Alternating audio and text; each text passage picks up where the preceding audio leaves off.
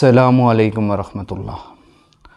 آج سے کچھ ایام کے بعد قربانی کے دن شروع ہو جائیں گے۔ قربانی کے متعلق بہت سارے مسائل ہیں جن کا جاننا شرعاً ضروری ہے۔ وقتاً فوقتاً مختلف اقساط کے اندر ہم انشاءاللہ ان کو ذکر کریں گے۔ آج مختصراً آپ کے سامنے یہ ذکر کریں گے کہ نبی کریم صلی اللہ علیہ وسلم کا ارشاد ہے ابن ماجہ کے اندر کہ جو شخص قربانی کی استطاعت رکھتا تھا مگر اس نے قربانی نہیں کی تو وہ شخص ہماری مصلی گاہ کے قریب بھی نہ آئے۔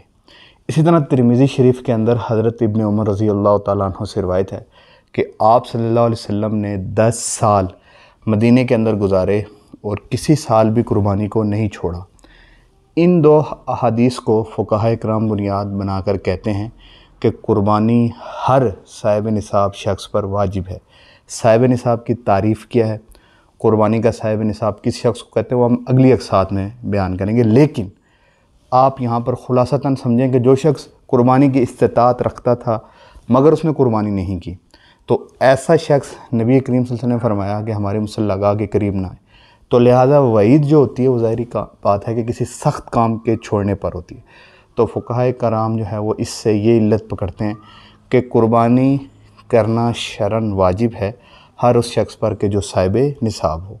دوسرا، ابن عمر رضی اللہ تعالیٰ عنہ کی روایت کو دلیل بناتے ہیں کہ حضور صلی اللہ علیہ وسلم 10 سال تک مدینے میں رہے اور ہر سال قربانی کرتے تھے، لہذا ہر شخص جو صاحب نصاب ہو وہ قربانی کرے، اگر نہیں کرے گا تو وہ شرعاً گناہ گار ہوگا۔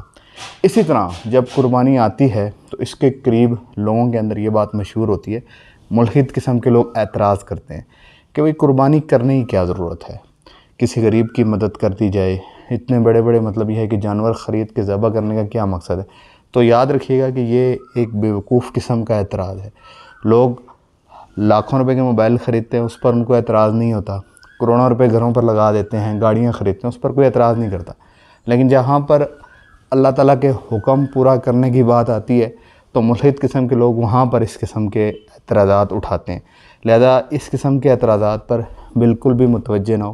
کئی لوگوں کو دیکھا جاتا ہے کہ مختلف قسم کے جو عجیب قسم کے لوگ ہوتے ہیں کہ وہ عید کے قریب ٹی وی پر بیٹھ کر اس قسم کی باتیں کرتے رہتے ہیں۔ لہذا یہ ایک اللہ کا حکم ہے، نبی کریم صلی اللہ علیہ وسلم کا فرمان ہے، جو شخص صاحب نصاب ہو وہ قربانی ضرور کرے۔ انشاءاللہ ساتھ ساتھ اگلی ایک ساتھ میں اور بھی مسائل کو بیان فرمائیں گے۔ جزاک اللہ خیرہ۔